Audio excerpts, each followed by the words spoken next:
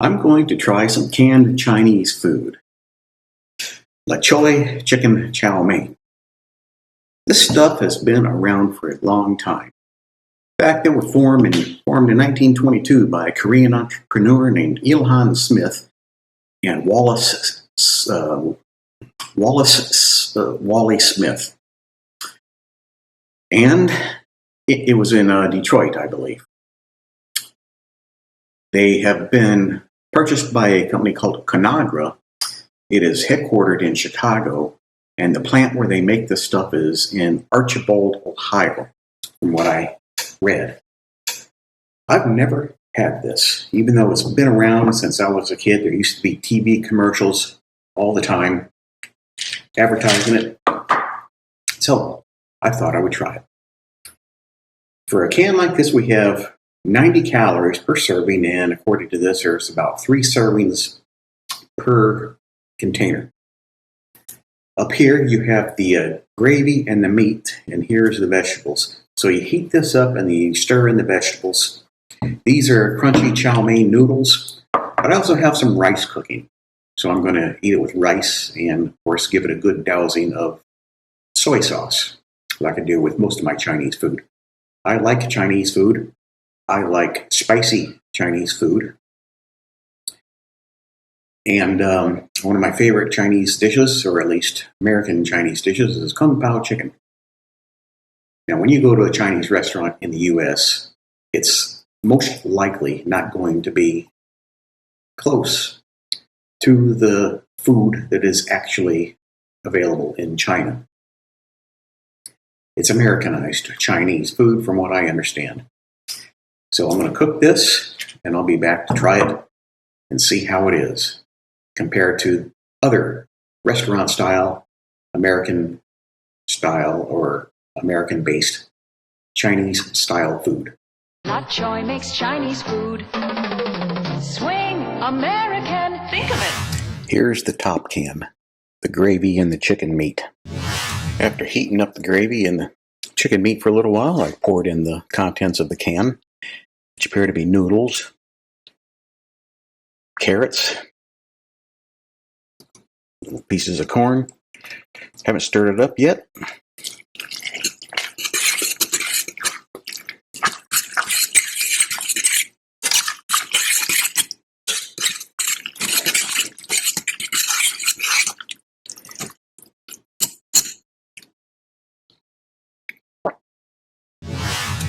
Here is the final product, or at least the cooked product, with the rice that I made. So here we go. I'll start off by sampling a little bit with some of these noodles that came with it, these crunchy chow mein noodles.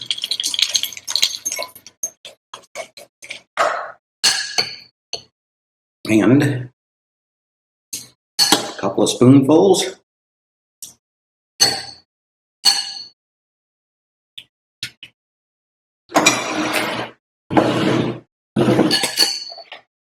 And I've got some soy sauce here. Well, let's just try some of this by itself without any noodles or anything else. It's pretty bland. The flavor is very mild, very weak tasting. It's kind of like eating nothing. Not much flavor whatsoever.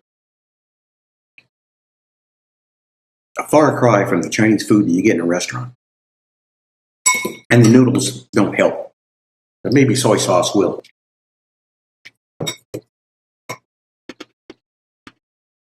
The soy sauce does help, but it's still bland.